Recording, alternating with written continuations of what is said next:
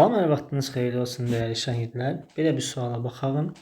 Suala keçməzdən əvvəl uşaqlara belə bir məlumat sizə xatırlatmaq istəyirdim ki, yay tətili müddətində 5-ci sinifdən 11-ci sinifə kimi onlayn dərslərimiz təşkil olunur. Dərslər haqqında məlumat əldə etmək istəyirsinizsə, bu nömrə ilə əlaqə saxlaya bilərsiniz. Keçək misalın izahına.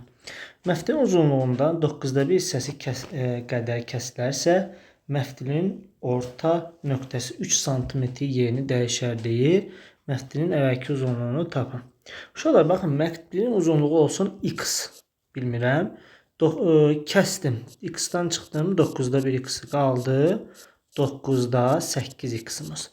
Və biz bilirik ki, uşaqlar, məftil kəsiləndə, bax, ortası 3 sm yerini dəyişdi. Yəni, azaldı. 3 sm daha da azaldı. Normalda bu məftilin uzunluğu x/2 idi də, tən yarı. Və bu 3 sm dəyişdi, yəni 3 sm azaldı.